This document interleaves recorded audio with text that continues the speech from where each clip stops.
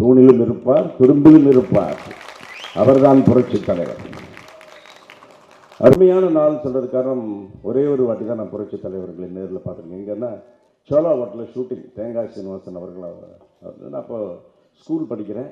நாங்களாம் அப்படி இப்படி கை காட்டுறோம். அப்படி திரும்பி பார்த்தார். ஆஹா, அதுதான் பார்வை, அதுதான் சிரிப்பு. அந்த ஆப்பிள் முகத்தில் அப்படியே பார்த்தேன். நீங்கள் எப்படி கை காமிக்கிறீங்க, அது மாதிரி கை காமிச்சேன். அதே மாதிரி பார்த்தீங்கன்னா இன்னொரு பாக்கியம் என்னென்னா, புரட்சி தலைவர் படத்தில் ஃப்ரண்ட் ரோவில் தான் உட்காந்து பார்க்கணுமா. நானும் முதல் ரோவில் உட்காந்து அந்த ட்ரெய்லர்லாம் பார்த்தேன். நான் என்றுமே அவருடைய ரசிகன் தான்.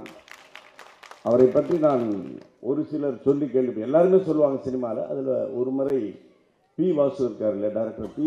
வாசுடைய தந்தை தான் புரட்சி தலைவர் அவர்களுக்கு வந்து மேக்கப் ஒப்பனையாளர்.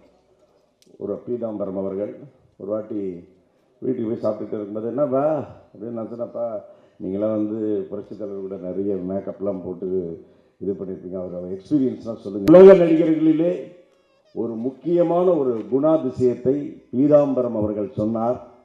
புரட்சி தலைவர் அவர்கள் வாயிலிருந்து கெட்ட வார்த்தை வரவே வர, அறச்சொல் வராதாம், கெட்ட வார்த்தை பேச மாட்டார்.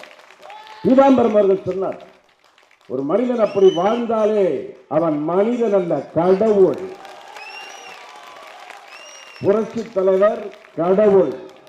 இன்னைக்கு ஏதோ நீங்களாம் இருக்கீங்க, இன்னைக்கு எல்லாம் எத்தனாவது தலைமுறை, அதாவது இப்போ நம்மளாம் இன்னைக்கு இருந்து அவரை வந்து பாராட்டுறோம், பேசுகிறோம், அவரை வந்து அப்படி ரசிக்கிறோம். இதற்கு முன் அவர் ஆரம்ப காலத்தில் இருந்த அவர்களை அவருடைய ரசிகர்கள் நினச்சி பார்த்தோன்னா இன்னும் ஆச்சரியமாக துடிப்பாங்களாம், அந்த துடிப்பு. ஆனால் அப்பேற்பட்ட விழா, இந்த விழாவில் நான் இங்கே கலந்துட்டு ரொம்ப சந்தோஷமாக இருக்குது. நிறைய எம்ஜிஆர் பாடல்கள் தான் நான் வந்து ஸ்டேஜில் பாடிட்டு இருக்கேன், பாட்டிருக்கேன். நான் ஆணையிட்டார் அது நடந்து விட்டார், என்ன பாட்டு. புத்தன் இயேசு காந்தி பிறந்தது பூமியில் எதற்காக, அதோ அந்த பறவை போல வாழ வேண்டும்.